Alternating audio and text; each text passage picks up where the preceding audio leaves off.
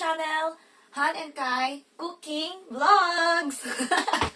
So today, ang naisip kong lutuin for my hobby is, for tonight, I'm gonna cook is apritadang pork or pork apritada.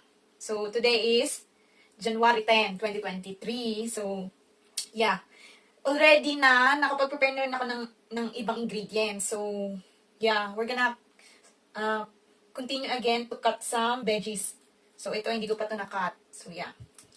Continue to watch until end of this video, okay? So, yan.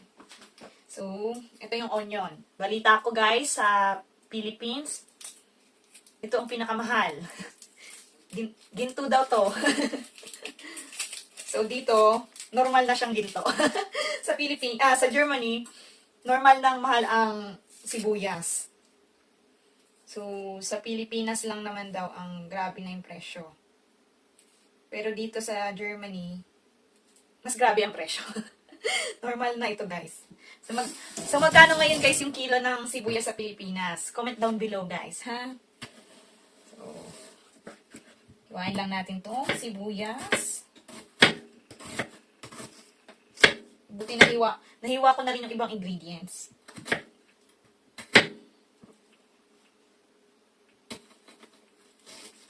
Buti na lang nakasalamin ako. Ay, I'm gonna cry again with this sibuyas. Ganun din ba kayo, guys? Pag naghihiwa kayo, grabe. Protection ko talaga tong salamin ko eh. Sa sibuyas. So, patitikimin natin si Papakay na Filipino dish again. So, isa ito sa gusto niya. I-try tikman. Pero alam ko na, luto ko na rin to sa Philippines. Pero hindi madalas. So, meron din akong pepper. Lasa muna natin.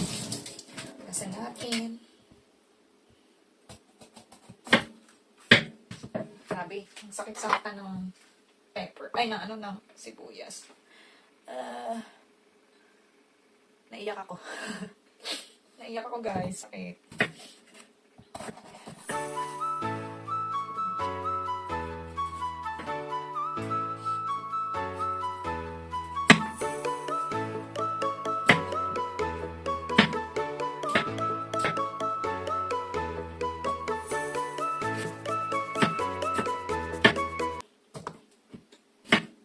Next time, guys, si Papa Kai naman magluto, ha?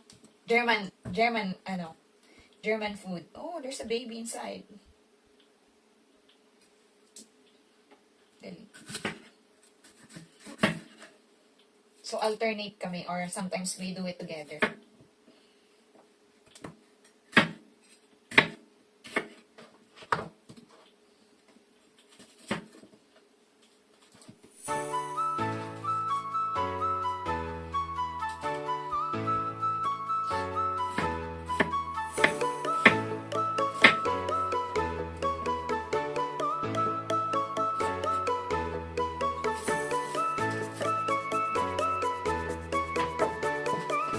So guys, ito yung ating ingredients sa ating pork apritada. Meron tayong from Philippines talaga, guys. Yan yung dala-dala ko pa. Filipino style tomato sauce. Yan, talaga. Dinala ko pa yan dito. So, meron tayong pepper, carrots, potato, sibuyas, garlic. Of course, the main ingredients, pork, and pepper and salt. So, yeah. These are our ingredients for our pork apritada. So, let's start na, guys, ng ating preparation for let's start to cook the pork apritada. So, yeah, let's start to cook the pork apritada. Ito pala nakabukas.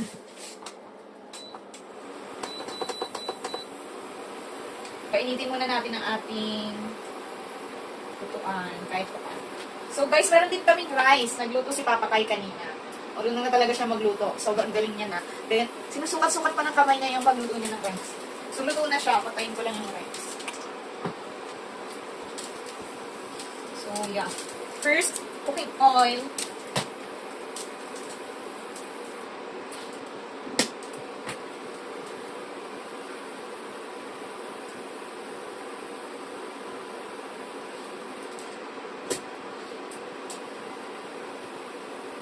Lagyan na natin ang ating sibuyas.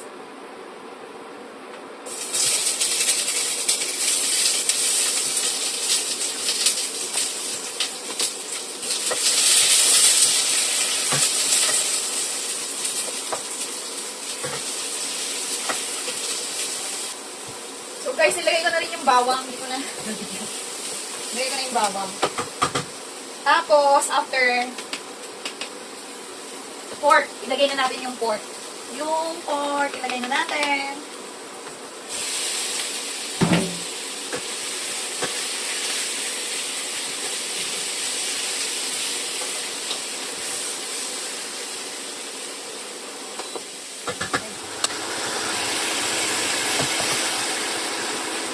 Halu-haluin lang pala natin. Hanggang sa mag-brown siya. Tapos, add natin ng water pag nag-brown na lahat. Yan, dahil brown na yung ating pork, add tayo ng tubig at baka, ano siya, yan, add natin ng konting tubig para mas lalo siyang maluto.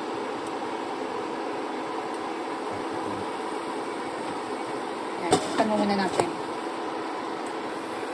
So, dahil pinakulaan lang muna natin ng tayo. Add na rin natin yung potato para sabay-sabay na siyang kumulo.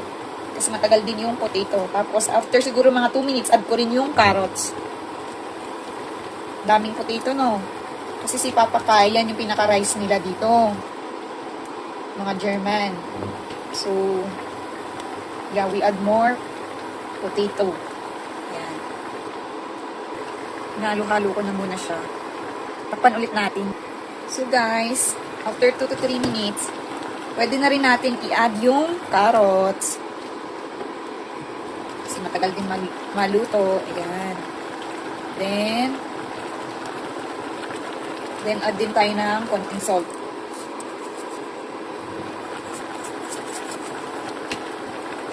Nalo ko na. Tapos, add natin itong natira kong Knorr cubes. Kung sa, ano ko. Para mas malasa siya.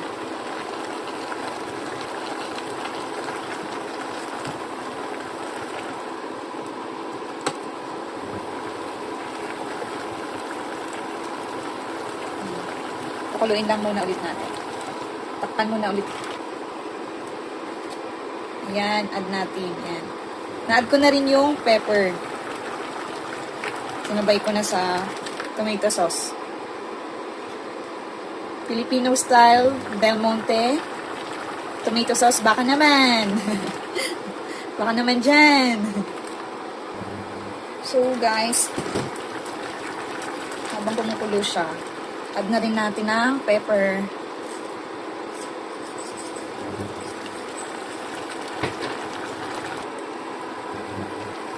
So, yan guys. Luto na ang ating pork apritada.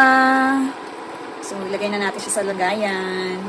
Sa bowl. Para makakain na kami ng dinner. So, guys. Luto na ang ating pork apritada. Pinatay ko na siya. Ay. So, luto na ang ating pork apritada. So, magsasandok na tayo.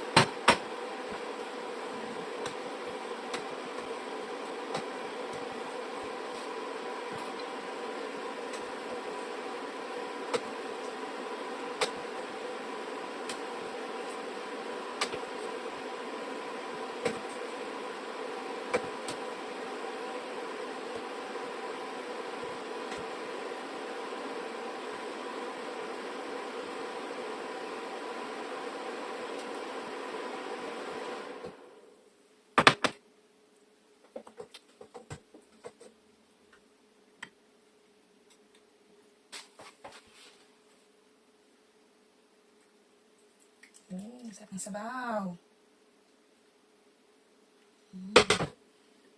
So, yan. So, ito na guys ang ating pork apritada. Oo, umuusok-usok pa. Yan. Ganda ng plate. Heart pa. Ito yung puso ko. Yan guys, luto na ang ating pork apritada. Magsandok na tayo ng rice.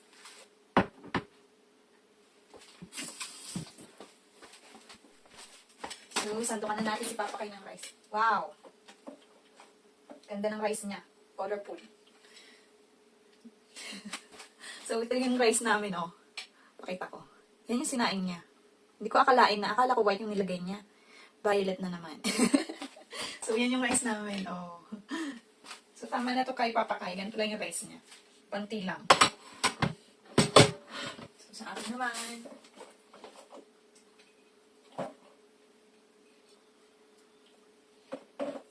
Dahil rice is life for the Philippines, mas marami yung akin, of course. Yeah. So, ito yung akin naman. Yan yung kulay. Violet. So, yan. So, guys, dito na mag-e-end ang ating vlog for Han and Kai Cooking Vlog. So, guys, hopefully nagustuhan nyo ang aming vlog today, ang pork apitada. Yeah, it's so yummy. And I cannot wait, guys. Thank you for watching our vlog today. And please don't forget to click the notifications bell and subscribe to our YouTube channel. And guys, if you have some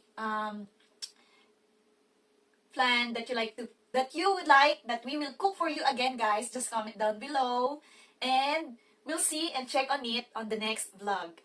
And thank you, guys. And auf Wiedersehen. Tschüss.